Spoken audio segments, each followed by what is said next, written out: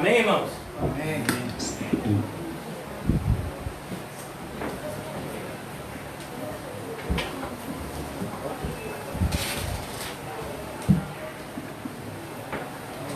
Vamos abrir as nossas Bíblias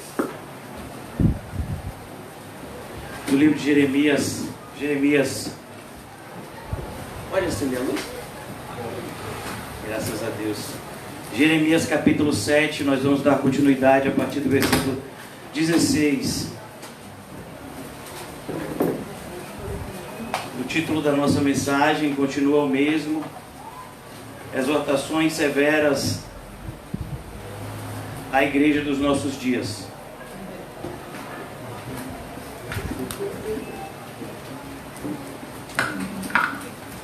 Já estamos nesse texto desde segunda, quarta, quinta e hoje na sexta-feira estamos mais uma vez refletindo sobre a realidade de vivermos em uma igreja cada vez mais apóstata. É com tristeza que nós pregamos acerca dessas realidades, mas é justamente quando nós enfrentamos a realidade, quando nós encaramos a verdade dos fatos, que nós temos a capacidade de passarmos pelas dificuldades da maneira correta. Antes de começar a leitura de Jeremias 7, a partir do versículo 16, eu gostaria de convidar vocês a Mateus 24. Amém. E eu quero mostrar para vocês que nós estamos vivendo dias proféticos, dias que o nosso Senhor Jesus predisse para os seus discípulos há 2000 anos atrás.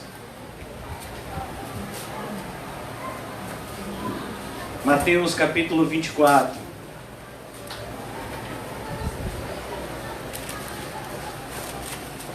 A partir do versículo 3, o Senhor Jesus diz: no Monte das Oliveiras, achava-se Jesus assentado quando aproximaram-se dele os discípulos em particular e lhe pediram: dize-nos quando sucederão estas coisas e que sinal haverá da tua vinda e da consumação do século.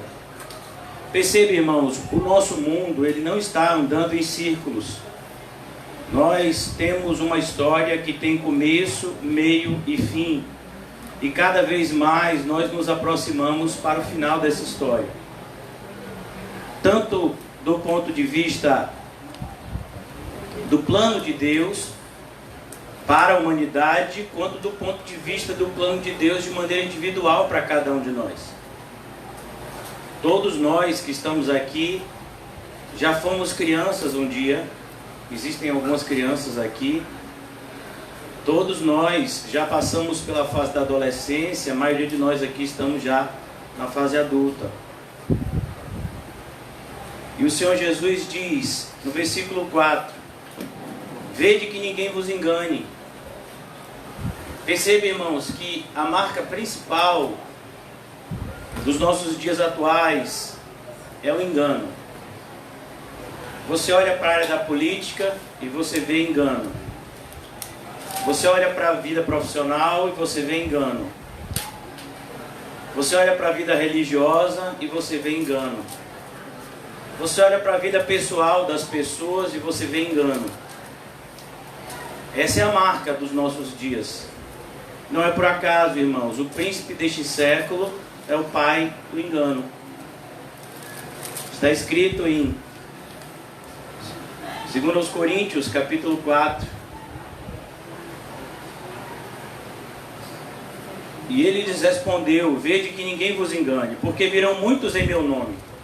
E é surreal. Se você entender o real significado disso aqui, você vai ficar perplexo. Nós estamos falando de um rabino de 33 anos de idade, que tinha apenas 12 homens seguindo a ele, e que dentro de poucos instantes ele seria preso e morto.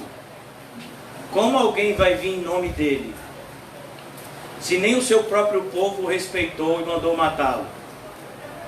Perceba que Jesus já antevia os nossos dias, aonde ser cristão pode colocar você na presidência da República, pode colocar você como governador de um estado, pode fazer você um cantor muito famoso.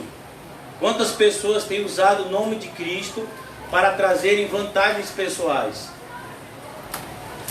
Essa é a marca dos nossos dias. Certamente ouvireis falar de guerra, rumores de guerra. Vede, não vos assusteis, porque é necessário assim acontecer. Ainda não é o fim. Lá em Lucas, nessa mesma passagem, Lucas acrescenta epidemias. A epidemia que a gente está vivendo agora. O Senhor disse que a gente não se assustasse com ela. Não é o fim. E é necessário que as coisas assim aconteçam. Essa epidemia está servindo para peneirar a igreja. Dá para a gente perceber de maneira muito visível quem são aqueles que têm medo e quem são aqueles que têm fé. Quem são aqueles que têm compromisso e quem são aqueles que têm apenas uma mera religiosidade morta. Versículo 7: porquanto se levantará nação contra nação, reino contra reino, e haverá fomes e terremotos em vários lugares. Perceba, irmãos, que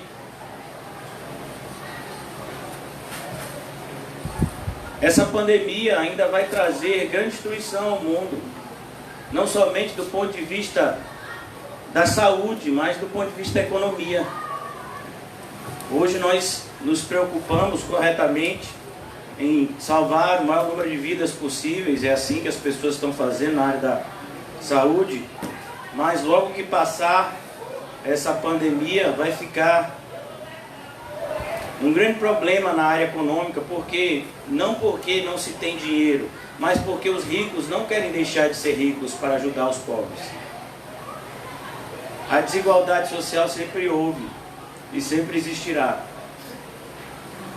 Foi feito um estudo há alguns anos atrás que cerca de 90% de todo o dinheiro do mundo está na mão de 10% da população.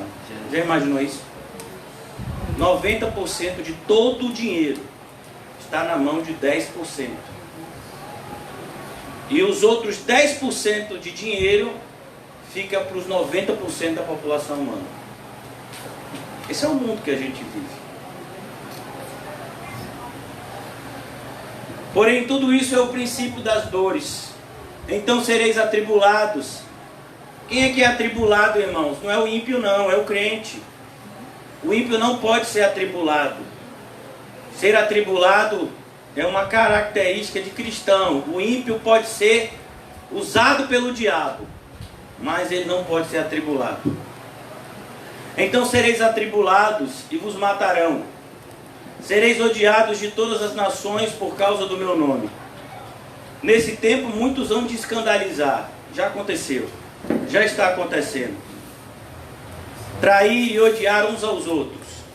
Levantar-se-ão muitos falsos profetas. Eles estão se multiplicando na internet. A internet tem essa capacidade. Uma pessoa hoje em dia, para se tornar um falso profeta conhecido, ele não tem muito trabalho, basta que ele consiga estudar um pouco alguns recursos de mídia, de internet, e ele se torna um falso profeta conhecido. Se você souber mexer um pouquinho em computador, Instagram, Facebook, todas essas pataquadas, se você souber mexer um pouquinho nisso, irmãos, você se torna uma pessoa bastante conhecida do dia para a noite. Os falsos profetas estão aí. Essa promessa está se cumprindo. E olha que a gente nem imaginava, as pessoas da época de Jesus nem imaginavam, nos nossos dias, hoje em dia, o que é um Twitter, um Instagram, um Facebook. Eu particularmente nem sei o que é Instagram e Twitter, só tenho o Facebook por um direcionamento direto de Deus, porque senão nem isso eu teria. Mas nós vemos como os falsos profetas se multiplicam por conta das mídias sociais. YouTube, por exemplo. Pessoas se tornam extremamente famosos do dia para a noite por conta de vídeos. Ficam ricos. Nesse tempo muitos hão de se escandalizar, trair e odiar uns aos outros. Levantar-se-ão muitos falsos profetas e enganarão a muitos. Um dos lugares mais perigosos do mundo. Eu diria até, depois do seu coração, o lugar mais perigoso do mundo é a internet. É muito perigoso. Você pode ouvir coisas que vão te aproximar de Deus, e você pode ouvir coisas que vão acabar completamente com a sua comunhão com Deus. Por isso, irmãos, antes de mexer os seus dedos no celular, dobre o seu joelho diante de Deus. E por se multiplicar a iniquidade, é o que a gente vê hoje, a iniquidade se multiplicando. A maldade das pessoas cada vez mais visível. O egoísmo, a avareza.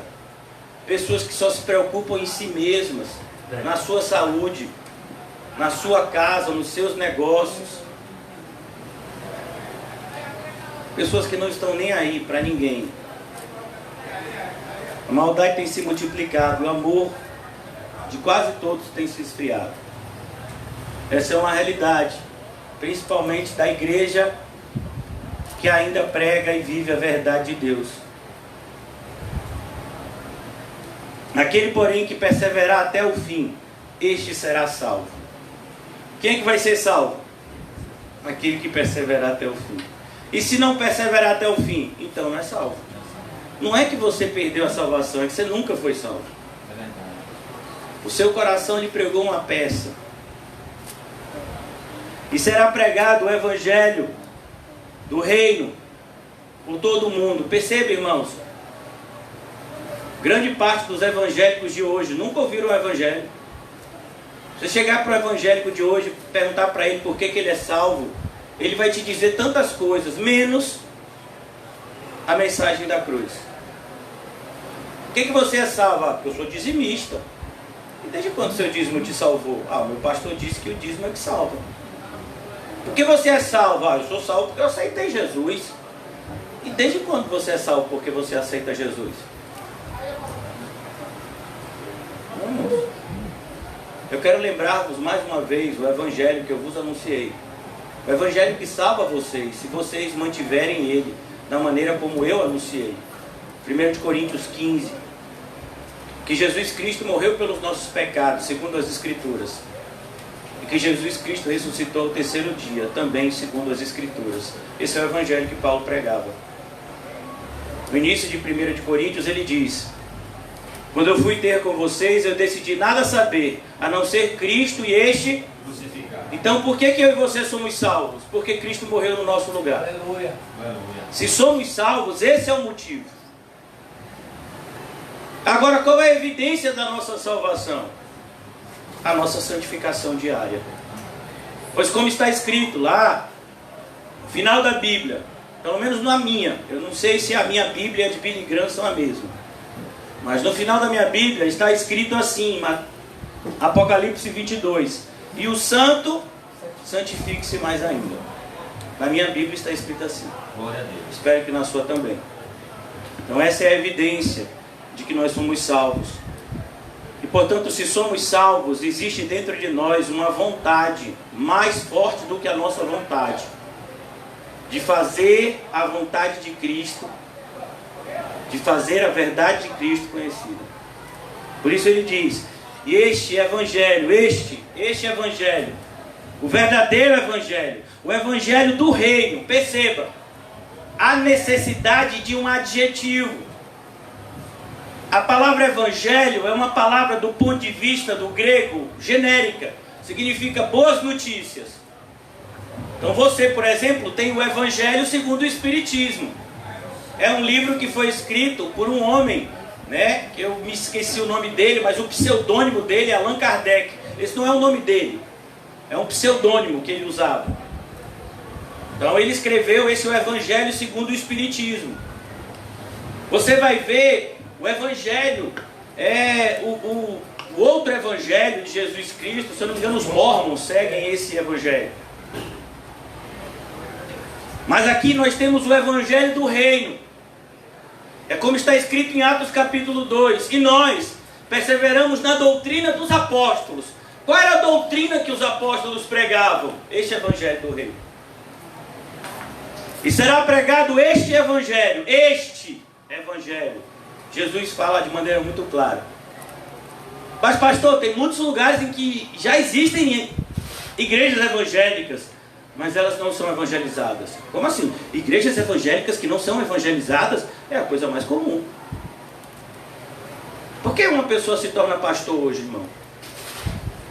Para ganhar dinheiro, para ganhar fama, para ganhar notoriedade, para quem sabe ingressar na carreira política. Muitas pessoas buscam ingressar na carreira política entrando primeiro na vida religiosa.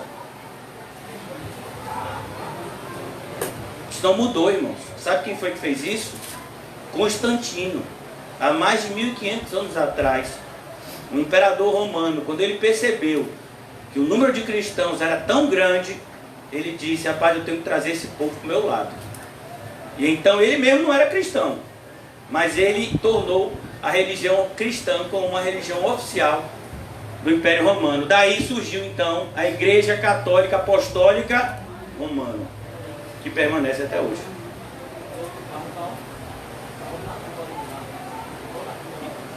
A Igreja Católica Apostólica Romana prega o Evangelho? Não, claro que não. Não tem nenhum Evangelho ali.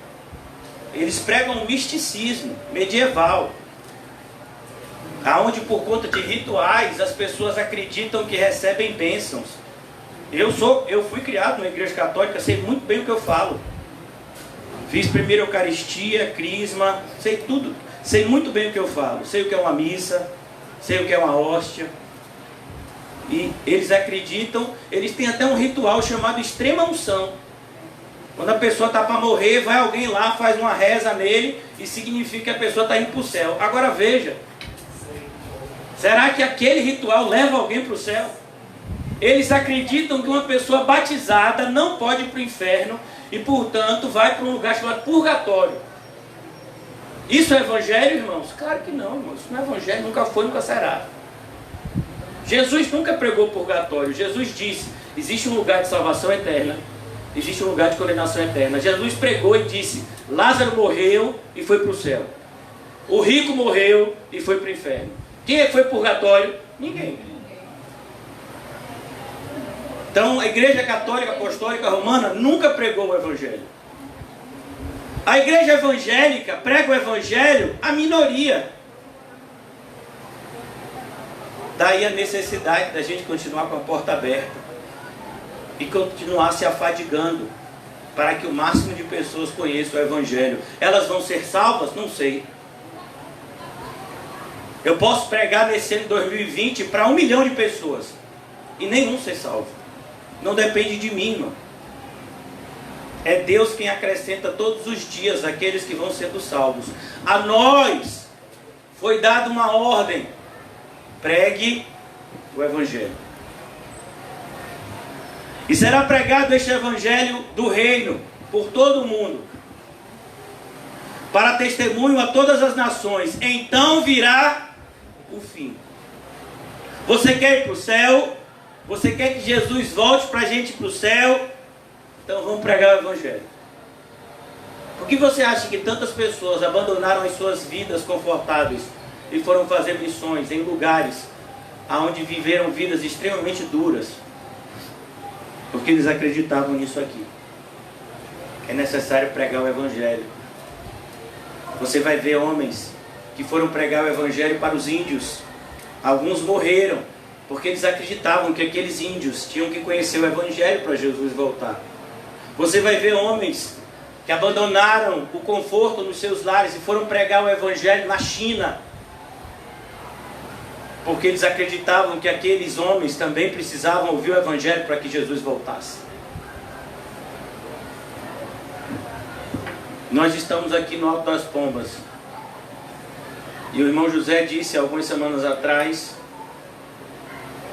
que entre Alto das Pombas e Calabá existem 22 mil pessoas, 22 mil almas. Será que essas 22 mil almas já estão evangelizadas? Eu tenho certeza que não. Nós temos trabalho a fazer. A nossa cidade, Salvador, é uma das maiores cidades do país. Será que todas as pessoas já foram evangelizadas na nossa cidade? Eu tenho certeza que não. Nós temos trabalho a fazer. E toda evangelização começa com oração. E a arma mais poderosa do nosso evangelismo é o nosso testemunho pessoal. Como você vai convidar uma pessoa para ir para o céu se você não está indo? Então, irmãos, é isso que Jeremias está fazendo, é isso que Jeremias está entendendo. Deus está salvando pessoas, mas a grande maioria da nação de Judá já estava condenada pelos seus próprios malfeitos. Não se engane o homem. Aquilo que ele plantar, ele irá colher. Voltemos agora para o capítulo 7, versículo 16. E nós vamos ver uma triste realidade, irmãos, quando não adianta mais orar. Vai chegar um dia em que não vai adiantar mais orar. Nós vamos ver, por exemplo, um homem orando do inferno. Lá em Lucas 16, ele ora. Mas a oração dele não adianta em nada. Nós vamos ver em Provérbios capítulo 1. Pessoas orando e Deus dizendo: eu não vou ouvir vocês. Na angústia de vocês, eu vou rir. No grande grito de desespero de vocês, eu vou virar o rosto. Porque foi assim que vocês fizeram comigo, eu farei com vocês a mesma coisa. E nós estamos vendo aqui, irmãos, Isaías já tinha profetizado por dezenas de anos para esse mesmo povo. Jeremias começa a profetizar. E o povo, em vez de se arrepender, persegue o profeta. Tenta calar o profeta. Tenta matar o profeta. É isso que tentaram fazer comigo o dia todo. Cheguei aqui hoje extremamente arrasado. E ainda estou. As nossas maiores batalhas são internas, irmãos. Não se esqueça disso. Mas aqui no versículo 16 nós vemos que a nossa leve e momentânea tribulação está produzindo para nós um eterno peso de glória. Como diria um cristão do passado, é melhor ser podado para crescer do que ser cortado para ser queimado. Tu, porém, aqui diz, tu, porém, não intercedas por este povo. Você sabe o que é isso, irmãos? Jeremias, o tempo acabou. A arca fechou a porta. E agora? Fechou a porta, acabou. Nem levantes por ele clamor ou oração. Perceba, irmãos, a ideia aqui não é que Deus não pode salvar individualmente. A ideia é, a nação de Judá já estava com seu destino traçado. É a mesma coisa em relação ao nosso mundo. É por isso, irmãos, que nós não oramos pelo Brasil. Nós não oramos pelo mundo. Nós não oramos pela Bahia. Nós não oramos por Salvador. Nós oramos pelos eleitos de Deus que estão espalhados pelos 4 cantos do mundo, para que eles sejam achados, regenerados, para que de fato eles sejam salvos e acrescentados ao corpo de Cristo, que é o lugar deles. Glória a Deus. E para que aqueles que já estão inseridos no corpo possam ser fortalecidos, para permanecerem firmes na sua fé.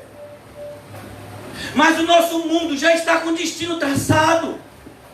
Então não adianta pedir, ó Deus, salva o Brasil. Salvar o Brasil como, irmão? O Brasil vai acabar. Assim como vai acabar a Bahia. Assim como vai acabar Salvador. O Alto das Pombas não mais existirá. Essa igreja não mais existirá. Deus preparou para os seus um novo céu e uma nova terra. E para aqueles que não são dele, ele tem preparado o inferno. É simples assim, uma criança entende. Mas nós tentamos buscar um outro caminho que não existe. Tu, pois, não intercedas por este povo, nem levantes por ele clamor ou oração, nem me importunes, porque eu não te ouvirei. Deus está dizendo, olha Jeremias, em relação a isso, eu não vou te ouvir. Deus já tinha salvado a nação de Judá, na época do profeta Isaías, na época do rei Ezequias. Senaqueribe cercou aquela nação. Senaqueribe era o rei da Síria. E Deus deu um grande livramento ao seu povo. Mas o povo não se arrependeu.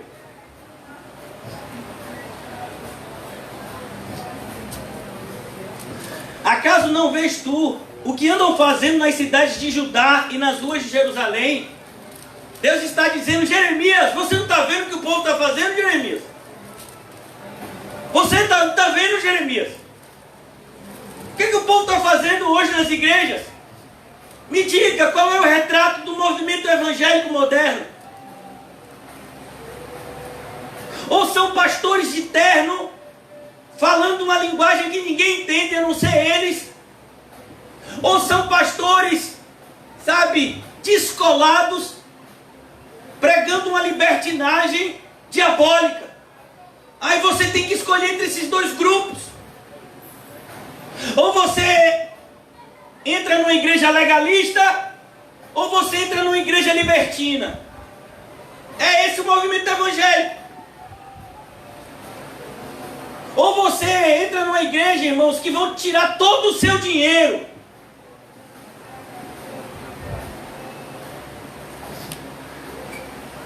Deus. Versículo 18.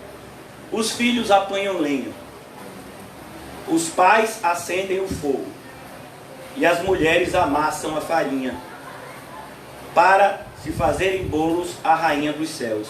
Você acha que esse negócio de mariolatria é de hoje? Não, irmãos, o povo sempre adorou uma divindade feminina. Sabe por quê? Porque Deus é homem. Quando Deus enviou o seu filho foi o quê? Homem. Mas há sempre uma necessidade da criatura rebelde a Deus se opor à revelação de Deus. Porque Deus coloca o homem como cabeça, porque Deus revela a masculinidade do seu aspecto. Aí vem gente e cria uma entidade divina feminina para suscitar a ira de Deus.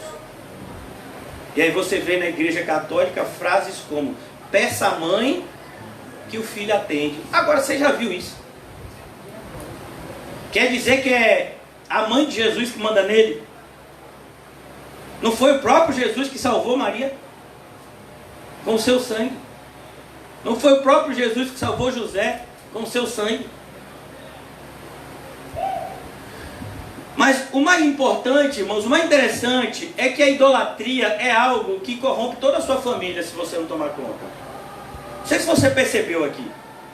Os filhos apanham lenha. Ó, as crianças aprendem desde pequeno. Olhe, dia 23 de junho é dia de São João. E dia não sei o que, é dia de São Pedro. Foi o apóstolo Jesus, Pedro. E tem tal dia que a gente queima o Judas, queima o Judas, bate no Judas. Que negócio, não faz alguma coisa com o Judas. Não tem esse negócio de queimar o Judas? É o sábado, né? Calma, bata o Judas, mata aquele miserável. E aí ensina para as crianças isso. A idolatria é algo que você passa adiante. Olha, você pode pular o carnaval, mas não deixe de ir para a missa de quarta-feira de cinzas, viu? Era comigo quando eu era pequeno. Aí vi um padre fazer um sinal aqui na minha cabeça. Eu digo: oh, graças a Deus, agora eu estou tranquilo, protegido.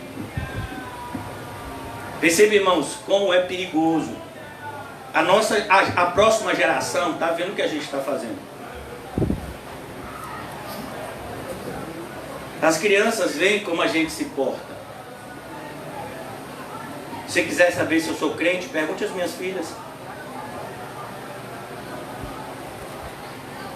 Os nossos filhos, eles vão se espelhar muito mais naquilo que a gente faz do que naquilo que a gente fala. E muitas vezes a gente não se atém a isso. Os filhos apanham lenha. Ó, a idolatria é algo familiar. Os pais acendem o fogo. Os pais aqui, aspecto masculino. A liderança acende o fogo. E as mulheres amassam a farinha. Todo mundo está participando no culto idólatra, percebeu? No culto idólatra, todo mundo se junta, irmão. Se você for ver agora nas casas, está todo mundo junto, atrás de um computador. Todo mundo se junta, é tão fácil, irmãos, é tão prazeroso adorar. Vocês já viram, aqui na nossa cidade, alguns de vocês já foram para a festividade do dia 2 de fevereiro? Como tem um monte de criança, os pais tudo enchendo a cara, bebendo, e as crianças vendo aquilo, e aprendendo que tem que levar aquela oferta lá para Iemanjá, que vai proteger lá o mar, se você fizer. Quantos de vocês já foram nessa caminhada do Bonfim? Quantas crianças estão lá naquele cortejo? Percebe como a idolatria é algo muito mais fácil de ser disseminado do que a sã doutrina. O povo não suporta a sã doutrina, mas ele pede idolatria. O povo deseja a mentira. Jeremias, você não está vendo isso, Jeremias? Você não está vendo que a igreja evangélica, se você disser que essa água cura, todo mundo acredita. Mas se você disser para as pessoas lerem o evangelho, ninguém lê. Se você disser para o povo, vamos estudar mais a Bíblia, ninguém estuda. Mas se você disser, olha, vai ter um culto especial, semana que vem, a gente vai fazer um sal grosso aqui, e vocês vão pisar em cima desse sal grosso, e vão sair todo mundo protegido do coronavírus. Vai vir todo mundo da rua, vem até quem não é crente. Esse é o movimento evangélico. Aonde você vê, eu já vi cultos de gente que segura lençol, você tem que passar por baixo do lençol. É tanta coisa que esse povo inventa. Então, irmãos, a gente tem que tomar cuidado. Se você tem a verdade, mostre a verdade. Não é só com a boca, não. Tem muita gente que não tem autoridade para falar o verdadeiro evangelho, porque não vive. Os filhos apanham lenha, os pais acendem o fogo, as mulheres amassam farinha para fazerem bolos, a rainha dos céus, e oferecem libações. Libações, irmãos, são sacrifícios líquidos. Existiam vários tipos de ofertas naquela época. Ofertas inclusive de cereal, existiam ofertas de animal, existia também ofertas de sacrifício líquido. Podia ser água, podia ser vinho. E as ofertas líquidas se chamavam de libação. É por isso que Paulo diz, eu já estou sendo oferecido como libação. Paulo está dizendo, daqui a pouco o meu sangue vai estar jorrando. Mas ele não vai cair no chão. Ele vai ser recebido por Deus no céu. E oferecem libações a outros deuses para me provocarem a ira. O que o movimento evangélico está fazendo hoje? Provocando a ira de Deus. Você acha que quando Jesus vê o que estão fazendo com o nome dele, ele fica satisfeito? Você acha que fica? Irmão, Jesus morreu na cruz por nós. É verdade. Jesus expulsou os cambistas que vendiam coisas nos templos. Jesus foi odiado pelos religiosos da sua época, porque pregavam um evangelho de simplicidade, para pessoas humildes. E ele foi escarnecido pelos avarentos fariseus, quando disse que as pessoas deveriam juntar tesouro no céu. E nós vemos uma igreja cada vez mais rica. Igrejas que elas não têm horário na televisão, não. Elas são donas de canais de TV. Já imaginou isso? Pastores que desfilam em carros de milhares de reais. Pastores que têm jatos de milhões de reais. Quando Jesus andava de pé de um lado para o outro. E diz, olha, cuidado, se você quer me seguir, querendo alguma vantagem material, vou logo lhe avisando, viu? Eu não tenho nem onde reclinar a cabeça. Está dizendo, às vezes a gente dorme na casa de alguém que nos oferece, como era o caso de Lázaro, que sempre recebia bem Jesus com as suas irmãs Marta e Maria, quando Jesus estava a caminho de Jerusalém. Lázaro recebia Jesus em Betânia, mas às vezes Jesus dormia ao relento. Filho do homem não tem onde reclinar a sua cabeça. Você quer me seguir mesmo? Tem certeza? Esse é o retrato da religião de hoje? Claro que não, irmãos. É por isso que a gente vê essa palhaçada dos evangélicos com medo do coronavírus.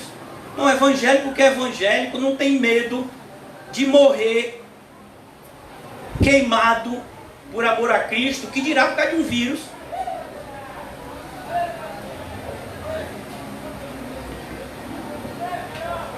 Quem é que está no controle do mundo, irmão? Se for para você pegar o vírus, você vai pegar o vírus. Se não for para você não pegar, você não vai pegar.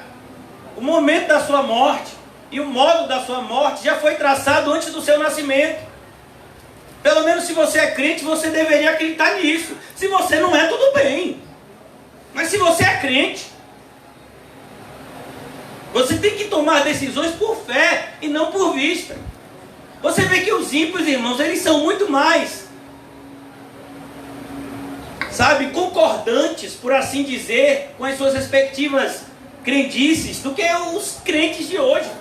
Então você vê, por exemplo, no Ministério da Saúde, não, nós vamos tomar decisões baseadas na ciência. É claro, eles são do mundo, eles têm que tomar decisão baseada na ciência. Amém? E a gente que é crente tem que tomar decisão baseada em quê? Na ciência? Na fé! Não vivam pelo que vocês veem, vivam pelo que vocês creem. Então, idolatria não é construir uma estátua de madeira, mas o pior tipo de idolatria é aquela que está dentro do nosso coração, porque essa não pode ser destruída com as nossas mãos, mas tem que ser arrancada com o machado da fé.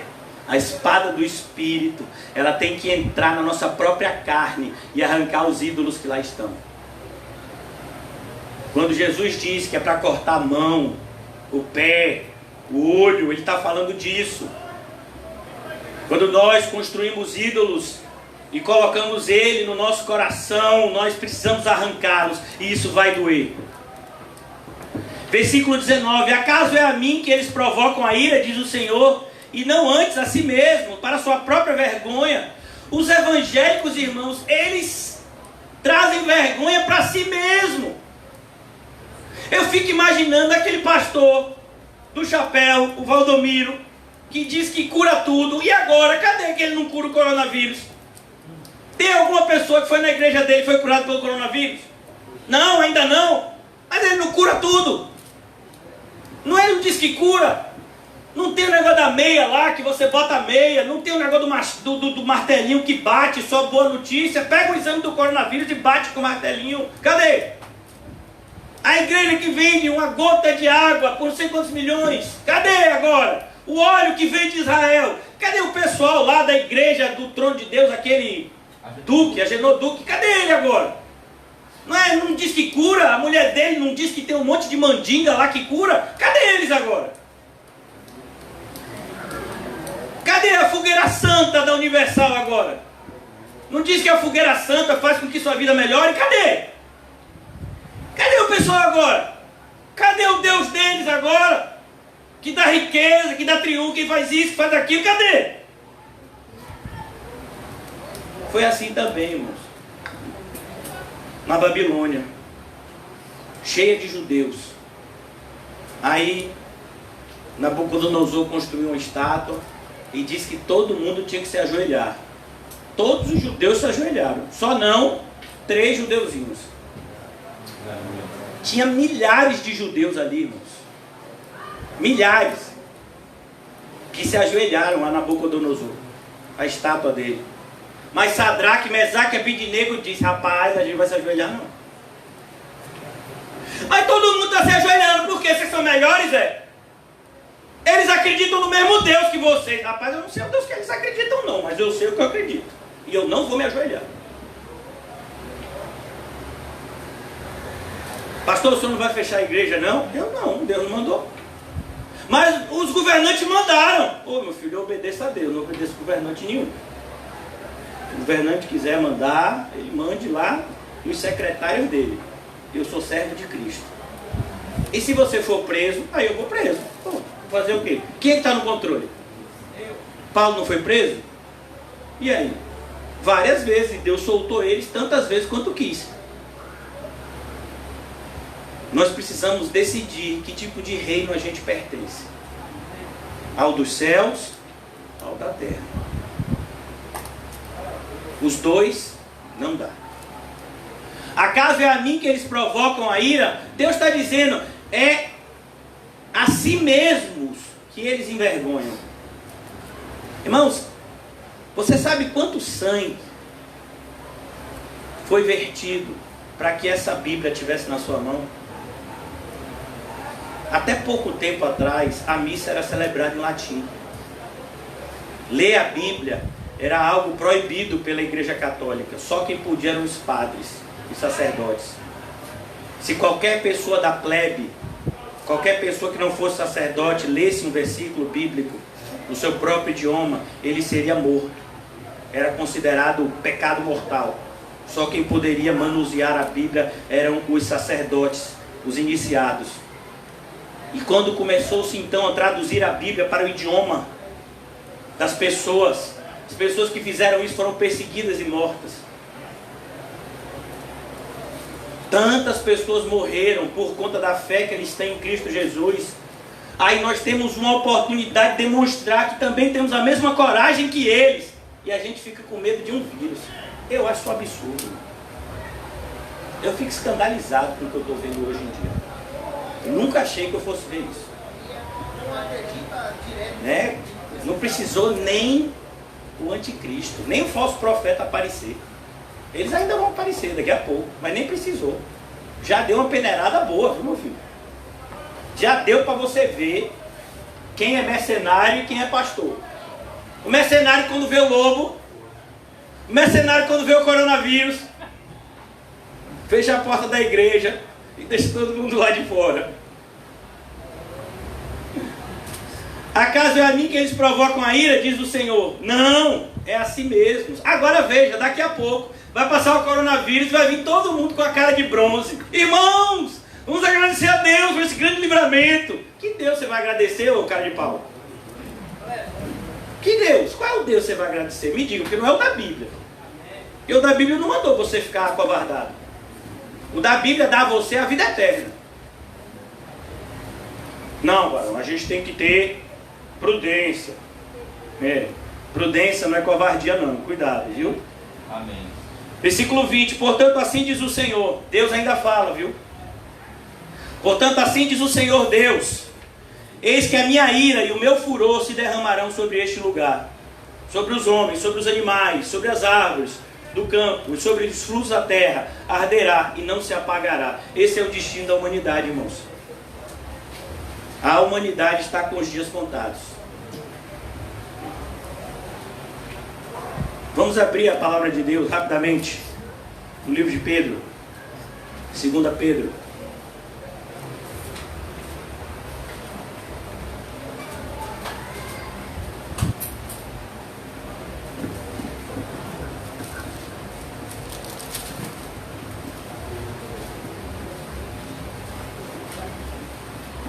Segunda Pedro, capítulo 3. Amados, a partir do versículo 1. Amados, esta é agora a segunda epístola que vos escrevo. Epístola significa carta. Em ambas procuro despertar por lembrança a vossa mente esclarecida. Olha que coisa. Significa que a mente do cristão está iluminada. Nós não estamos mais perdidos.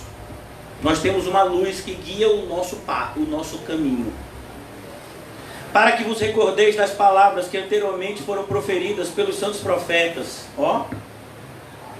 Nós estamos estudando um deles, Jeremias. Bem como o mandamento do Senhor e Salvador. Quem é ele? Jesus Cristo. Ensinado pelos vossos apóstolos, tendo em conta, antes de tudo, que nos últimos dias virão escarnecedores, com os seus escárnios, andando segundo as suas próprias paixões. Não é o que a gente está vendo hoje? Dizendo, onde está a promessa da sua vinda? Porque desde que os pais dormiram, todas as coisas permanecem, como desde o princípio da criação.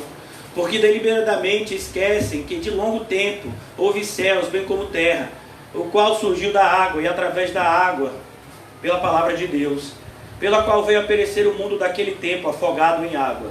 Vocês sabiam que Deus já destruiu o mundo uma vez, né? E que salvou somente Noé e sua família. Pois é. Ora, os céus que agora existem, os céus que você olha e vê, e a terra, pela mesma palavra, têm sido entesourados. A ideia de entesourados é preparados, guardados para o fogo, estando reservados para o dia do juízo e destruição dos homens ímpios. A terra e o céu, que hoje nós vemos, estão sendo guardados, preparados, com todo cuidado, para a destruição dos homens ímpios naquele grande dia.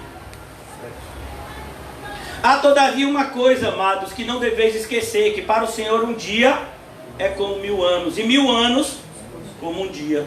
Não retarda o Senhor a sua promessa, como alguns a julgam demorada. Pelo contrário, Ele é longânimo para convosco, não querendo que nenhum pereça, senão que todos cheguem ao arrependimento. Todos os eleitos do Senhor chegarão ao arrependimento e serão salvos. Ainda existem pessoas que não foram salvas, irmãos. Pastor, como o senhor sabe? Porque ainda Jesus não voltou. Se todo mundo já tivesse sido salvo, a gente já estava no céu agora. Todos os eleitos, desde antes da fundação do mundo, tiveram seu nome escrito no livro da vida e serão salvos. Alguns deles serão salvos e você vai ser um instrumento para isso. Não retarda o Senhor a sua promessa, não. Versículo 10. Virá entretanto como um ladrão o dia do Senhor, no qual os céus passarão com estrepitoso estrondo, com um estrondo bem forte, e os elementos se desfarão abrasados. Se desfarão é a ideia do fogo, consumindo tudo. Também a terra e as obras que nela existem serão atingidas, visto que todas essas coisas hão de ser assim desfeitas. Deviam ser tais como os que vivem em santo procedimento e piedade. Irmãos, se tudo vai ser queimado, por que você está gastando tanto tempo com as coisas materiais? Em vez de buscar as coisas espirituais, que são eternas. Esperando e apressando a vinda do dia de Deus. Como é que a gente apressa a vinda de Deus? Como é que a gente espera? Pregando o Evangelho. Não foi o que a gente viu no capítulo 24 de Mateus? Por causa do qual os céus incendiados serão desfeitos, e os elementos abrasados se derreterão. Nós, porém, segundo a sua promessa, esperamos novos céus e nova terra, nos quais habita a justiça. Como disse o irmão José na terça-feira, o nosso endereço está lá em Apocalipse 21. Quem não tiver com seu endereço em Apocalipse 21, está com seu endereço em Apocalipse 20. O lago de fogo e enxofre. É por isso, irmãos, que chega uma hora que não vai adiantar mais orar. A porta está aberta. E não vai ser um prefeito que fecha ela, nem o governador, nem o presidente. Quem vai fechar essa porta é Deus. Foi Ele que abriu. Ele abre e Ele fecha. Vai chegar um momento em que o Evangelho não vai ser mais pregado, em que as 2 testemunhas serão mortas e serão recolhidas pelo Senhor, diante de todos os incrédulos. Aquelas testemunhas lá de Apocalipse 11, que importunavam o mundo inteiro com as sãs palavras do nosso Deus. Assim como Jeremias fez durante anos.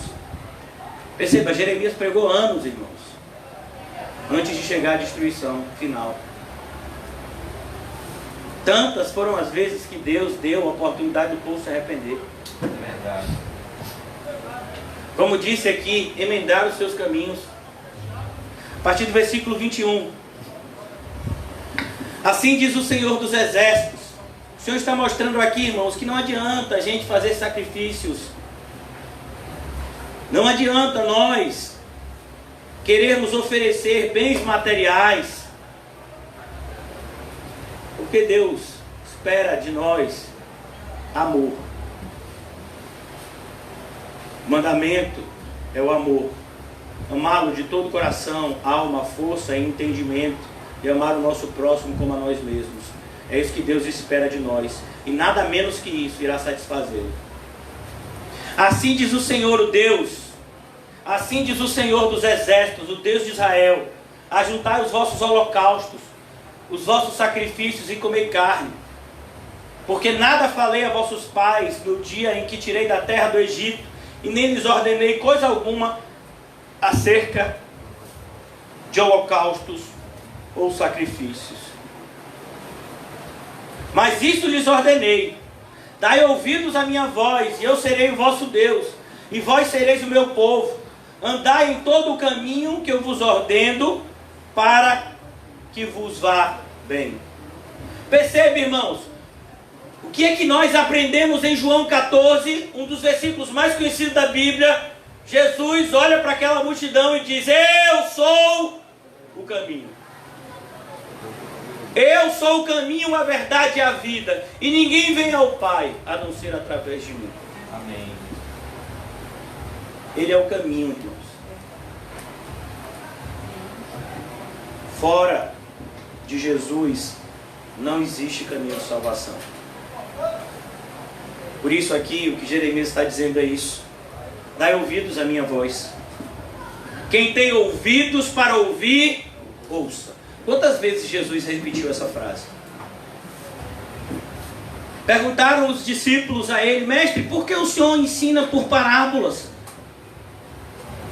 Para que as pessoas não ouçam, não entendam, não se arrependam. Porque aquilo que é dado a vocês, não é dado a eles. Olha o que nós temos aqui, irmãos, é tão precioso. Por que você acha que Satanás tenta o tempo todo fechar a igreja? Por que você acha que Satanás quer tanto tirar você da santa comunhão com o Senhor? Porque só ele, Satanás, e os verdadeiros eleitos de Deus sabem como a união em Cristo é poderosa. O corpo de Cristo, irmãos, é uma força indestrutível. Jesus, no momento em que funda a sua igreja, olhando para Pedro e para os seus discípulos, ele diz: as portas do inferno, que são tão poderosas nesse mundo, mas elas não podem prevalecer contra a minha igreja. A minha igreja é tão poderosa que ela entra onde eu mando ela entrar e faz o que eu mando ela fazer. E nem todos os demônios do inferno poderão impedir o santo propósito de Deus na igreja ser cumprido. Eu fico maravilhado com isso. Muitas pessoas não entendem, porque cada vez mais as pessoas têm tentado virtualizar a fé. Porque uma fé virtual, uma fé que não é real, é uma fé falsa. Isso já era verdade desde a época de Tiago. E ainda é verdade na nossa época. Uma fé que é baseada em teclados e em telas não é uma fé verdadeira. Sabe o que é que Tiago fala da religião perfeita? Visite os órfãos e as viúvas nas suas necessidades e fuja da corrupção do mundo. Essa é a religião perfeita. Me diga como se faz isso atrás de um computador. Como se visita um órfão e uma viúva atrás de um computador? Como se foge da corrupção desse mundo atrás de um computador? Me diga aí. Essa é a religião perfeita. A religião perfeita não é entender toda a doutrina bíblica, é praticá-la. Percebe por que é mais fácil ser um pastor virtual do que ser um servo de Deus real? Assim diz o Senhor, o Deus dos exércitos: dai ouvidos à minha voz, e eu serei o vosso Deus. E aí eu te pergunto essa noite: quem é o seu Deus? Talvez você me diga: pastor, o meu Deus é o Deus da Bíblia. E eu te pergunto: você conhece Ele? Você já leu os 66 livros da Bíblia? Você conhece os atributos de Deus? Eu só vou falar de 3 atributos de Deus. Só vou falar de 3, para ver se esse é o seu Deus. O primeiro e mais conhecido atributo de Deus, a onipotência. O Deus da Bíblia, Ele pode tudo. Então muitas vezes as pessoas perguntam coisas como: pastor, será que Deus pode fazer isso, irmãos? Jamais faça essa pergunta, porque essa é uma pergunta estúpida. A pergunta correta é: será que Deus tem vontade de fazer isso? Porque Deus pode fazer tudo que Ele tem vontade. Aquilo que Ele não faz é porque Ele escolheu não fazer. Por exemplo, Deus não vai salvar o incrédulo. Deus não vai salvar o covarde. Está lá escrito em Apocalipse 22. Apocalipse 21 e 22 tem lá uma lista. Nessa lista diz: os covardes, os cães, os assassinos, os idólatras, esses não entrarão. Deus escolheu não salvar eles. Não é que Ele não pode, Ele não quer. Ele pode tudo. Deus pode usar pessoas ímpias? Pode. Ele usou Ciro, um rei ímpio, para baixar um decreto e mandar o povo de Deus dele voltar e reconstruir o templo e reconstruir a cidade de Jerusalém. Imagine. Deus usou uma mula para falar com Balaão. Uma vez uma pessoa disse: pastor, eu estava passando na rua e teve uma pessoa bêbada que olhou para mim e fez uma profecia. Eu acreditei, porque Deus usou até uma mula para falar com Balaão. Aí eu disse: vem cá, você é um falso profeta? Porque Balaão era um falso profeta. Não, eu sou um servo de Deus. Então Deus vai falar com você pelos servos dele. Hebreus capítulo 1. E Deus falou conosco de várias formas pelos seus servos, os profetas. Aí nos últimos dias Ele falou conosco por meio do seu próprio Filho, Jesus Cristo. Deus tem uma forma de agir que Ele mesmo determinou. Ele pode tudo. Ele vai destruir o mundo. Ele vai fazer isso. Ele enviou o coronavírus e só Ele é que pode fazer com que o homem descubra a cura. É Deus quem faz tudo. Ele é onipotente. Deus é onisciente. Então não adianta você fazer como esse povo aqui. Vir para a casa de Deus com uma máscara. Fingir que você é crente. Amém. Não adianta você fazer isso, porque Ele é onisciente. Ele sabe o que está se passando na sua mente. Ananias e Safira vieram trazer oferta. Disseram para Pedro: ah, isso é tudo, é o valor do campo que nós tínhamos. Nós somos igual a Barnabé. A gente vendeu o nosso campo, estamos trazendo todo o valor dele. Aí Pedro olha e diz: isso é tudo? É, isso é tudo. Por que vocês tentaram enganar o Espírito Santo? Deus é onisciente. Você acha que Deus não viu? Desde antes de vocês venderem o campo, o desejo de vocês guardarem um pedaço, ou seja, um valor, e o desejo de vocês enganarem todo mundo da igreja. Você acha que Deus não sabia? Que vocês tinham esse desejo de enganar? Quando os fariseus quiseram matar Jesus, eles não tinham falado ainda abertamente, mas eles já queriam matar Jesus. Aí eles vão lá pegar Jesus em alguma falta, e Jesus diz: mas vocês não querem me matar? Não, você está louco. Quando Jesus está na casa daquele fariseu chamado Simão, e entra aquela prostituta, começa a lavar os pés dele, e o fariseu começa a pensar, né, consigo mesmo: ah, se ele fosse profeta, ele saberia que essa mulher é uma pecadora. Jesus sabia. Jesus sabia que Zaqueu estava procurando ele. Jesus sabia que aquela mulher samaritana ia estar lá meio-dia no poço. Jesus sabia que Lázaro ia morrer, mas que ele ressuscitaria. Jesus sabia o dia da sua regeneração. Jesus sabe de tudo, porque Ele é Deus. Nós temos um Deus que é onisciente. Se Deus sabe de tudo, Isso para mim está bom. Eu não preciso saber de tudo, mas eu conheço uma pessoa que sabe. Eu chamo ele de Pai. Deus é onipotente. Deus é onisciente. Deus é onipresente. Ele está em todos os lugares. Por isso não tem como você se esconder desse Deus. Não tem como você fazer algo que Deus não esteja vendo. Não tem, irmãos, como enganarmos um Deus que está o tempo todo presente na nossa vida. E ainda mais na casa dele. Quando o povo dele se reúne, ele se faz presente de maneira ainda mais poderosa. De forma que, se você tentar destruir a reunião dos crentes, que é a igreja, Deus o destruirá.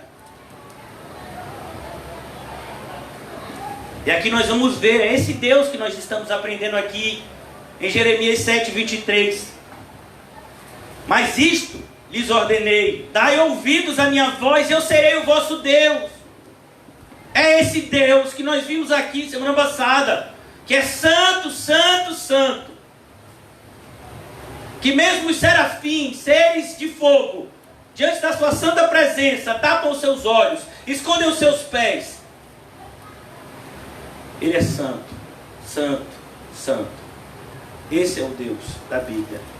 Esse é o único e verdadeiro Deus. E vós sereis o meu povo. O que nós precisamos fazer para ser povo de Deus? Ouvir a sua voz e seguir os seus passos. Parece simples, né? De certa forma é simples. Mas para que você consiga ouvir a voz de Deus e seguir os seus passos, são duas coisas: ouvir a voz de Deus e seguir os seus passos. Mas para fazer essas duas coisas, você vai ter que fazer três coisas. Você não vai conseguir ouvir a voz de Deus antes que você renuncie a tudo. Sabe por quê, irmãos? Porque o seu coração faz muito barulho. Os seus desejos fazem muito barulho. As suas concupiscências fazem muito barulho. O seu eu grita o tempo todo, buscando autossatisfação. Então, para que você ouça a voz de Deus, você vai ter que renunciar a tudo. Você quer seguir a Jesus? Mas para andar no caminho de Jesus, só pode andar no caminho dele aqueles que carregam sua cruz.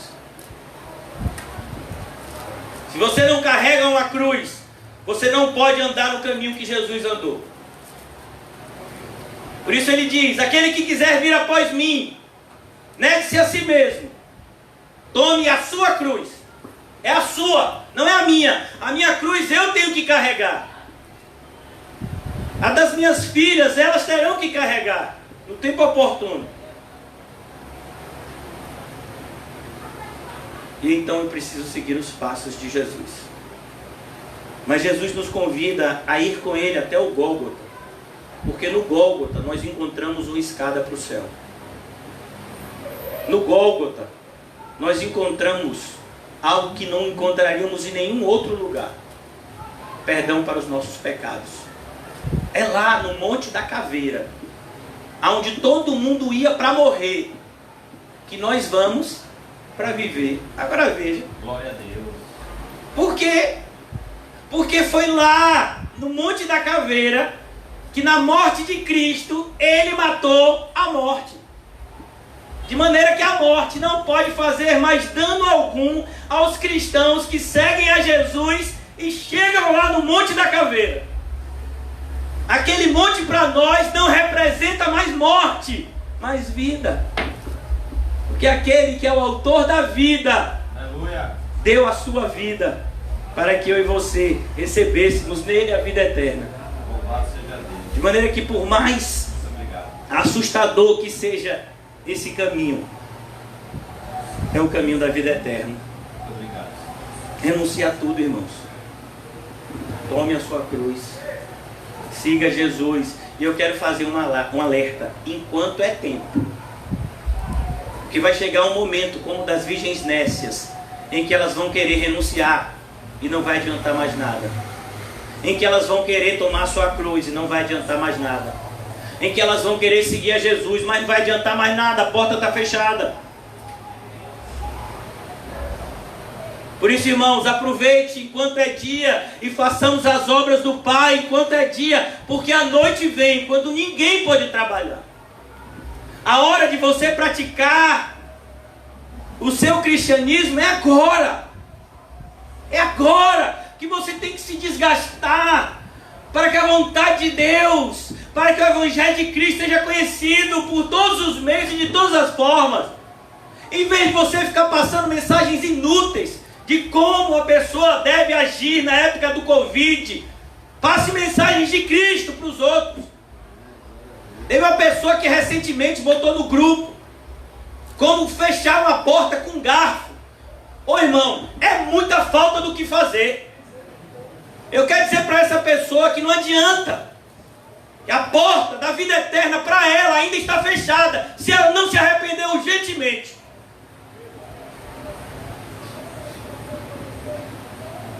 Num grupo onde nós proclamamos corajosamente o verdadeiro Evangelho, existem pessoas que ainda não entenderam a seriedade e a urgência disso.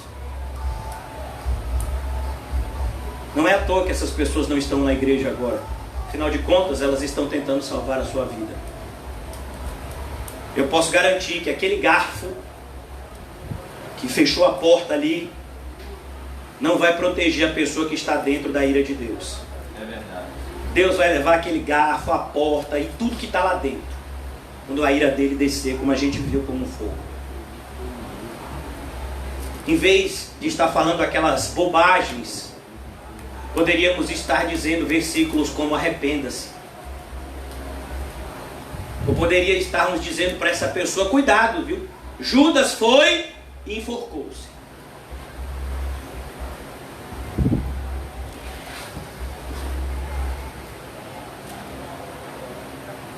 Vós sereis o meu povo. Isso é uma grande responsabilidade. Você carrega o nome de Cristo? Você se define como cristão? Então viva como um. Um cristão, ele está sempre disposto a morrer. Porque ele sabe que o que ele recebeu, ninguém pode tirar, que é a vida eterna. Eu gostaria de abrir com vocês rapidamente em Filipenses, para mostrar como vive um cristão. Ou seja, como vocês vivem, né? Amém? Amém. Graças a Deus.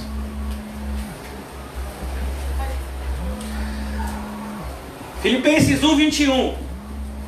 Porquanto para mim o viver é Cristo e o morrer é.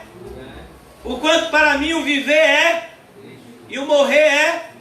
Porquanto para mim o viver é e o morrer é lucro. Porquanto para mim o viver é Cristo e o morrer é lucro. Porquanto para mim o viver é Cristo e o morrer é lucro. Porquanto para mim o viver é Cristo e o morrer é lucro. E aí, você acredita? E está com medo por quê? Entretanto, se o viver na carne traz fruto para o meu trabalho, só vale a pena viver se você estiver trabalhando para Cristo. Aleluia. Se não, meu filho, tudo que você está juntando é a ira de Deus sobre a sua cabeça. Pura verdade. Se você não está usando a sua vida, o seu trabalho secular, o seu dinheiro, a sua força, para que Cristo seja conhecido, você está atraindo para você a ira de Deus. Quem não está no exército de Cristo, está no exército do diabo. Só tem esses dois. Você já viu o jogo de damas? É verdade. Você já viu o jogo de damas com 3 pessoas? Não. Já viu? Não. Xadrez com 3 pessoas? Você tem um exército contra outro, não é assim? É. Pois é, meu filho, é assim também no céu e na terra. É assim também no céu e no inferno. É assim também com Deus e o diabo. Fala, Deus. Você é do exército de Cristo? Fala. Cadê a armadura? Cadê? O capacete da salvação é mais importante do que a máscara. É verdade. A máscara também é importante para alguns irmãos. Revela. Mas o capacete da salvação é mais. Fala, Deus. Cadê o cinto? Cadê a couraça? E o escudo e a espada? A sandália, onde é que está? Fala, Jesus. E tem mais ainda. Cadê o general? Olha aí. Quem é que você está seguindo? Glória a Deus. Entretanto, se o viver na carne traz fruto para o meu trabalho, cadê o seu trabalho? Quero saber. Foi que você fez para Cristo hoje? Que foi que você fez para Cristo hoje? O que foi que você fez para Cristo hoje? Nada. E amanhã? Vai ser assim? Também? Existem pessoas que vêm para a igreja, assustador isso. Não para dar, mas para tirar. Pessoas que querem sugar a sua espiritualidade, a sua fé. Até os seus bens materiais, se você tiver, elas também querem. Mas não se preocupe não, irmãos. Porque o Deus que servimos é onisciente. Ele está vendo isso. Glória a Deus. Não queira ser malicioso, nunca queira. Quando uma pessoa disser para você que está arrependida, acredite. Porque é entre ela e Deus. Pastor, eu estou muito arrependido. Quero voltar à comunhão com os santos. Demorou, meu filho, senta aí. E eu não preciso fazer nada. Para mim não, para ele. Se o seu arrependimento não for de verdade, meu filho, você está com um problema enorme. Entretanto, se o viver na carne traz fruto para o meu trabalho, já não sei o que hei de escolher. Olha que coisa linda, irmão. Ó, Paulo está dizendo, eu quero ir para o céu, eu quero ir para o céu, eu quero ir para o céu. Mas é tão legal porque eu estou pregando aqui e Deus já me disse que ali do outro lado tem um lugar que eu também vou pregar. Deus já falou que eu e o irmão José, a gente vai fazer um folheto e a gente vai distribuir no Alto das Pombas todo. Amém. A gente vai tomar uns 5 cusparadas, mas não tem problema não, é só limpar, não tem problema. E não vai pegar Covid-19, não, nem o 19, nem o 20, nem o 21, vai não. A gente quer trabalhar para Cristo. Amanhã, às 19h30, tem o quê? Tem culto. Amém. E domingo, 6h30. Tem culto. E no Alto e no Corre de Faria, segunda. Pronto. Vamos evangelizar, irmão. Vamos aproveitar esse tempo. Amém. Deus está dando esse tempo para a igreja. Reconstrua o seu altar caído. Ouça a mensagem de Jeremias. Tire toda a hipocrisia da sua vida hoje. Faça sua aliança, renove a sua aliança com o Senhor. Saia daqui arrependido, completamente arrependido, querendo viver uma vida diferente. Diga, Senhor, me usa para a tua glória, e Ele vai te usar. És tão precioso. Os instrumentos que Deus usou mais poderosamente na história da igreja eram pessoas mais humildes que eu e você, irmão. Pessoas com história de vida muito mais sofrida do que eu e você. Mas eles creram. Eles clamaram ao Senhor que os usasse, e Deus os usou poderosamente para que outras vidas fossem alcançadas. Deus é onisciente, Ele sabe se nessa noite o seu coração de fato está voltado para Ele, e se tiver, irmãos, Ele vai se agradar em te usar. Clame! Ora, de um e outro lado eu estou constrangido, tendo desejo de partir e estar com Cristo. Um cristão tem medo de morrer, irmão? Não, porque eu morrer é lucro. Se a gente morrer, a gente vai para onde? O céu, meu filho.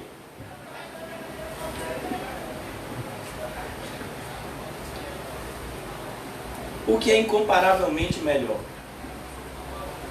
Estar no céu é incomparavelmente melhor. Hoje eu passei o dia inteiro sentindo dor.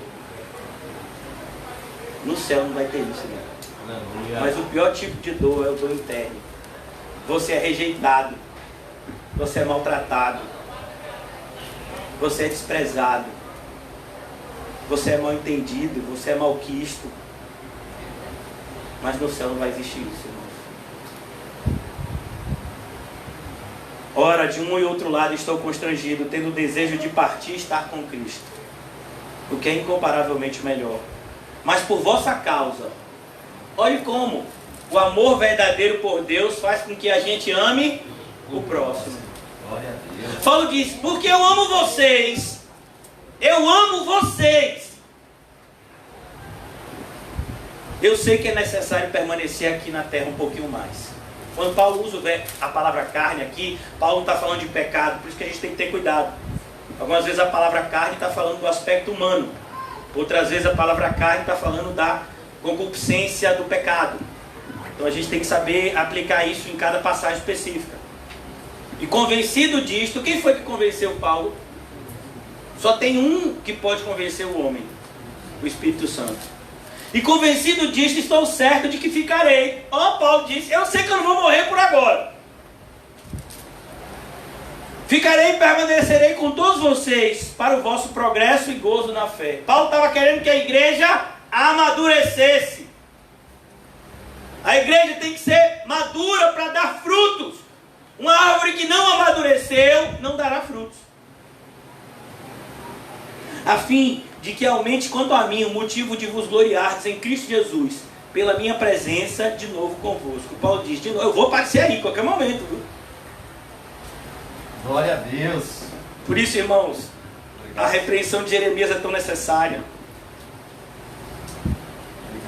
Se o meu povo que se chama pelo meu nome se humilhar, orar, Amém, Jesus. buscar a minha face, se arrepender dos seus maus caminhos, então eu ouvirei do céu e sararei a sua terra. Jeremias está repreendendo duramente aqueles que o Senhor ama grandiosamente.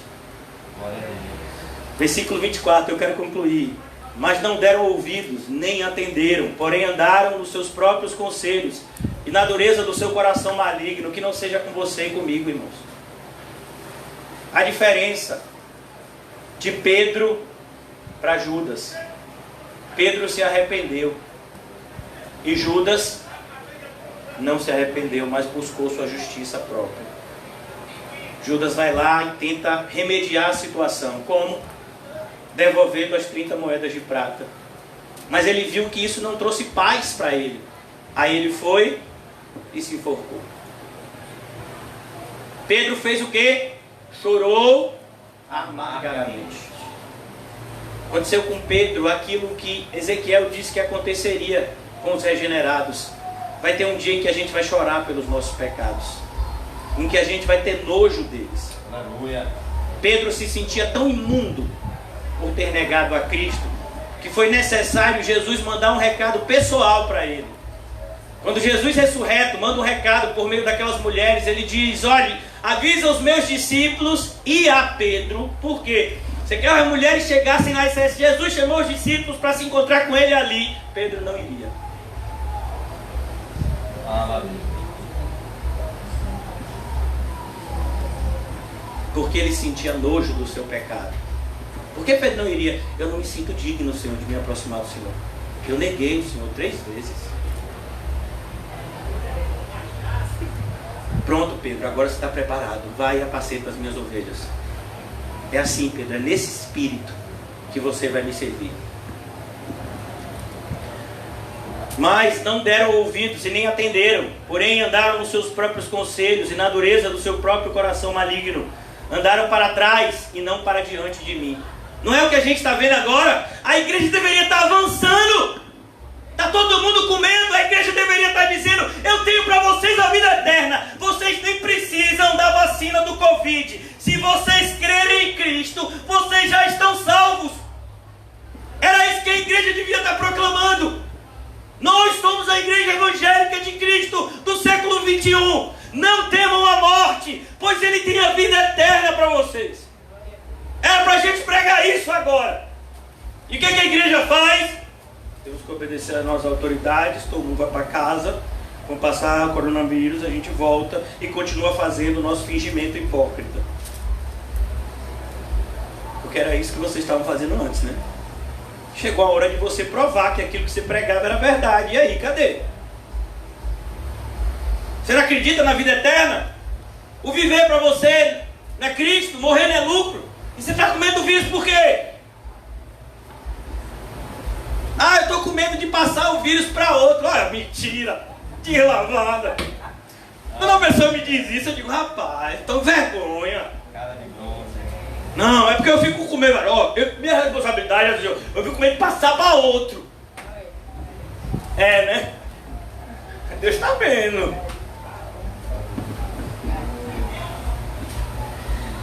Versículo 25.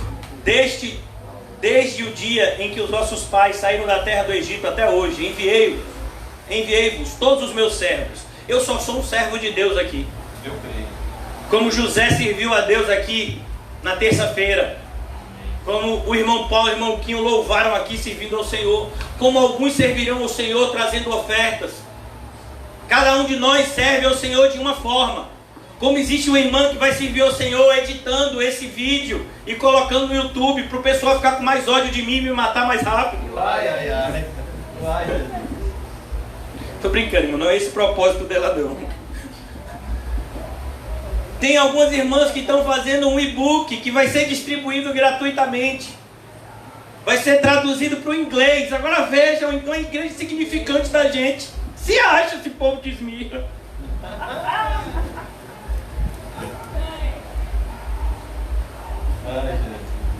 Desde o dia em que os vossos pais saíram da terra do Egito até hoje, enviei-vos todos os meus servos. Olha o que é que Deus faz, Ele envia os seus servos. Mas sabe o que, é que o pessoal tem feito com os servos de Deus? Maltratado. Maltratado e matado. É verdade. Meu filho, se você quiser saber o que eu já passei desde que a igreja foi fundada, em 2011. Só sua profissão. Meu filho, eu acho que é mais grosso que esse livro, que a Bíblia. Que já teve de gente tentando me matar, tentando me colocar para fora da igreja. Imagine, tentaram me colocar para fora da igreja. Foi ano passado, foi? Passou tão rápido, né? Tentaram me tirar da igreja no ano passado. Falei, rapaz, é muita coisa. Teve um lugar que nós pregamos, em que tivemos que sair, porque as pessoas que estavam lá não estavam querendo andar com Cristo. Já pregamos no meio de invasão com traficantes e guardas armados o tempo todo. Muitos que estão aqui sabem disso, viveram isso conosco, não foi? A gente já foi em alguns lugares, mas existe ainda muitos outros. Nosso próximo ponto, escrevam o que eu estou dizendo, é um bairro que eu nunca fui. São Marcos. Mas a gente vai lá. Glória a Deus. Aleluia. Quando? Pergunte a Deus. Mas é o próximo lugar.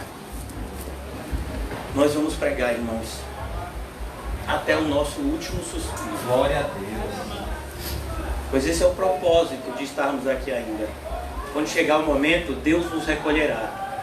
Seja por um redemoinho de vento, como foi com Elias, seja arrebatado, como foi com Enoque, seja por meio da morte, como foi com tantos outros servos, como Paulo, Pedro, João, Deus nos recolherá para Ele. Desde o dia em que os vossos pais saíram da terra do Egito até hoje, enviei-vos todos os meus servos, os profetas. Todos os dias, começando de madrugada, eu os enviei. Você quer servir a Deus? Então tem que começar cedo. Mas não deixes ouvidos. Não me deixes ouvidos. Olha o que a gente vê, irmãos. Quantos sermões algumas pessoas ouviram e saíram da igreja. Aí você pergunta, você sabe que você está errado, né? Eu sei que eu estou errado, mas não tenho arrependimento nenhum. Você fica assustado quando vê uma coisa dessa? Eu fico me tremendo todo. Não me deste ouvidos e nem me atendestes. Endurecestes a servir. Servir, irmãos, é uma palavra para coluna. E fizestes o pior do que vossos pais. A igreja de hoje, irmãos, é a pior igreja de todos os tempos. Eu não estou dizendo isso no sentido de ser demagogo, não. Eu estou falando isso porque a maldade só tem se multiplicado. Daqui a 10 anos a igreja vai estar pior ainda. Daqui daqui a 50, pior ainda. A maldade só vai se multiplicar. E o amor das pessoas vai se esfriar. E somente uns poucos é que serão salvos. Quantas pessoas já ouviram esse evangelho? Aqui mesmo, no Alto das Pombas. Quantas igrejas a gente já foi?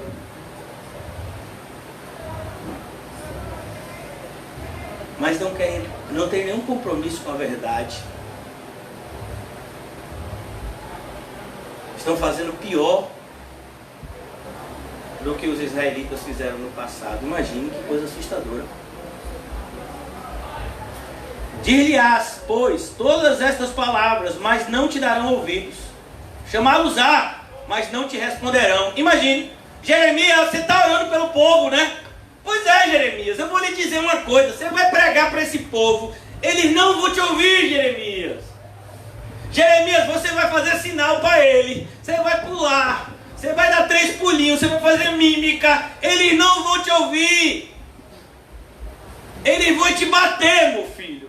E só não vão lhe matar, porque eu não vou deixar, porque vontade não vai faltar. Mas eu não vou deixar de matar ele não, viu?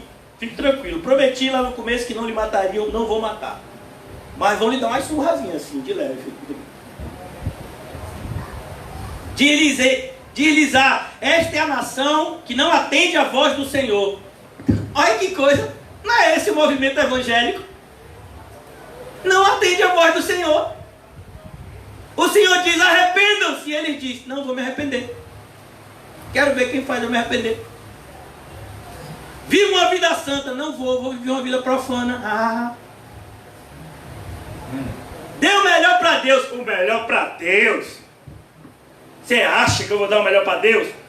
Que nada, meu filho. Vou comprar um sapato igual de Paulinho. Vou dividir em 2 prestações. Esse aqui foi. Vou dar nada de melhor para Deus. O melhor é para mim. Nada de melhor para Deus. Já viu um negócio desse?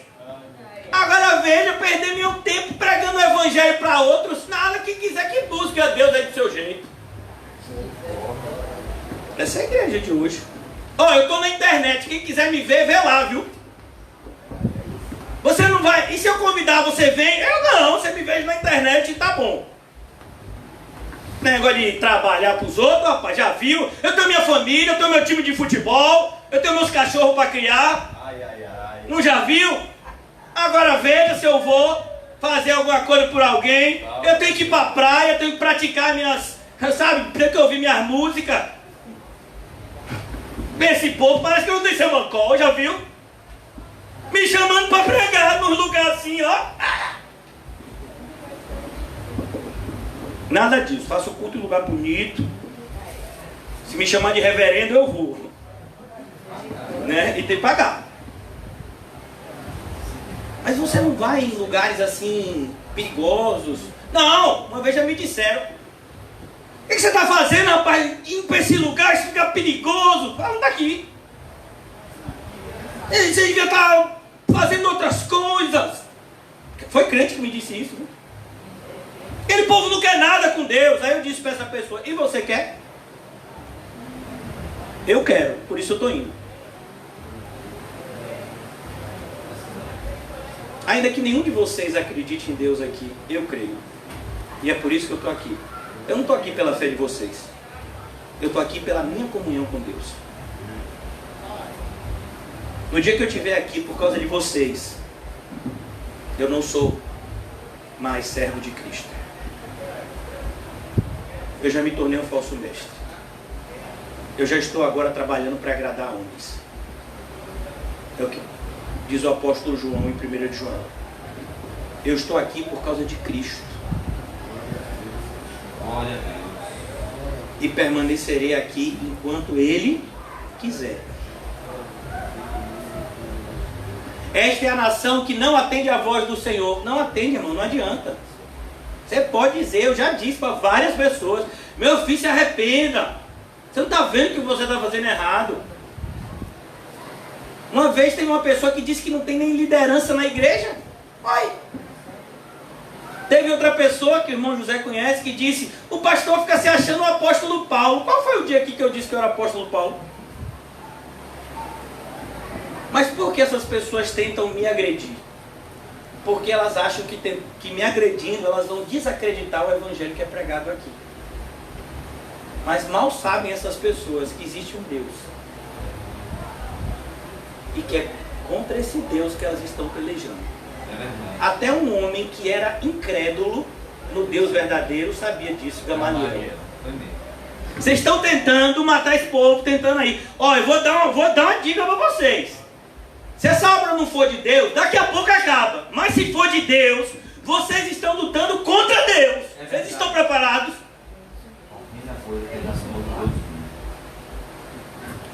Esta é a nação que não atende a voz do Senhor, seu Deus, e não aceita a disciplina. Deus disciplina quem ama. É tão bom ser disciplinado por Deus, irmão. É verdade. Obrigado. Fala, Deus. Teve uma pessoa que me disse: pastor, esse camarada, ele tem todos os sinais da apostasia. Ele me disse uma vez, ele tinha bastante intimidade comigo, até me trair umas 25 vezes. Aí ele disse certa feita: pastor, eu vejo assim que quando você faz alguma coisa errada, Deus disciplina na mesma hora, né? E ele falou isso como se fosse ruim. Aí eu olhei para ele e disse: graças a Deus, meu filho. Não é assim que o pai tem que fazer com seu filho? Você faz uma coisa errada, você faz o quê? Meu irmão, oxe, ei! É verdade. Não é assim? Ah, eu fico maravilhado. Irmão, se eu fizer qualquer coisa errada, Deus fala na mesma hora. Eu acho isso maravilhoso, não quero nunca perder isso. Eu acho o máximo quando Deus vai lá e me bota prostrado, cheio de dor, e diz: olha, é desse jeito, não é daquele. Você acha que eu queria abrir igreja, irmão? Você acha que eu não queria ficar em minha casa, não? Com minhas filhas? Você acha que eu não queria ficar fazendo, sabe, estudando, lendo a Bíblia, vendo um filme evangélico pela internet? Você acha que eu não queria ficar fazendo isso, não? Você acha que é confortável você se colocar diante de uma multidão, sair da sua casa, fazer uma série de coisas, enfrentar o mundo espiritual inteiro para pregar o evangelho para alguém? Mas ai de mim se não pregar o evangelho que diz o apóstolo Paulo. Eu vou dar uma de Jonas. É verdade. Olha, meu filho, quando eu li o livro de Jonas a primeira vez, eu digo: Senhor, não precisa me botar na barriga de baleia nenhuma. Olha, irmão, eu antes de me converter eu fazia triatlo, nadava muito no mar. E depois eu fiquei com medo. Eu digo: vai que tem uma baleia que me engole. E aí eu fico aí 3 dias e 3 noites, e agora eu só vou no rasinho. Depois que eu li Jonas, eu só nado no rasinho. Esta é a nação que não atende a voz do Senhor, seu Deus, e não aceita a disciplina. Aceite a disciplina, irmão. Quando Deus botar o dedo na sua cara e disser: esse pecador é você, Davi. Você diz: sou eu mesmo, Deus. Sou eu, sem vergonha, mau caráter, sou eu. Amém. Me ajuda, Senhor. O que eu tenho que fazer? Quando Deus matou o filho de Davi, Davi se queixou a Deus? Davi não disse nada. Sabe o que foi que Davi disse? Eu me encontrarei com meu filho. Ele não voltará para mim, mas eu iria até ele. Não teve uma queixa. Sabe por quê? Davi estava dizendo: isso daí, ó, fui eu que plantei. E agora eu tenho que colher. Lamentações de Jeremias: de que se queixa o homem? Você dá um péssimo testemunho em casa e quer que seus filhos sejam crentes? É, Jesus. Como assim? Aceite a disciplina de Deus, irmãos. Peça ao Senhor que te discipline. O salmista diz: ó Senhor, eu sei, tem pecados que eu não estou vendo, Senhor, me ajuda. É verdade. Sabe? Que estão aqui nas costas. Ajuda, Senhor, a tirar, eu não estou vendo, Senhor. Me revela os pecados que são ocultos. Amém. É assim que um crente vive. Quando ele é disciplinado por Deus, ele agradece, ele não acha ruim, não. Tem gente que chama a disciplina de Deus de diabo. O diabo se levantou. Não foi não, meu filho, foi Deus mesmo. Já pereceu a verdade. Já vou concluir. Já pereceu a verdade. Perdão, já pereceu. A verdade foi eliminada da sua boca. Quero concluir aqui. Olha, irmãos, para nós esse tempo ainda não chegou. Ainda há esperança. A porta do céu está aberta para você. Você precisa se arrepender hoje. Não é você que aceita Cristo, mas é Cristo que vai aceitar você, se o seu arrependimento for sincero. E se de fato você quer ter a certeza da salvação, irmãos, eu aconselho que você ore e viva uma vida santa. Porque a única forma de ter a certeza da salvação é por meio do Espírito, que testifica com o nosso Espírito que somos filhos de Deus. É possível viver uma vida tendo essa convicção do apóstolo Paulo. Mas existe um caminho a ser percorrido. Que o Senhor nos ajude. Ó Deus, existe tanto a ser feito. E nós olhamos para nós e vemos tanta fraqueza. Mas a Tua palavra diz que na nossa fraqueza que opera o Teu poder. Que seja assim, Senhor. Que nós que fazemos parte de uma igreja pobre, pequena, do ponto de vista humano insignificante, nos ajuda a cumprir o Teu santo propósito e levar o Teu evangelho, Senhor, aos 4 cantos desse mundo. Dai-nos, Senhor, força, vigor e principalmente comunhão contigo, para que possamos disseminar, Senhor, a Tua santa semente do evangelho, fazendo de tudo para com todos, para, se possível, salvar alguns. Ajuda-nos, Senhor, a termos uma dedicação cada vez mais diligente. Cada vez mais venhamos aprender a renunciar a nós mesmos para que o Teu reino avance. Ajuda-nos, Senhor. Em nome de Jesus. Amém e graças a Deus. Amém, irmãos. Saúdem-se mutuamente com um cumprimento santo. E diga a você mesmo: é hora de trabalhar.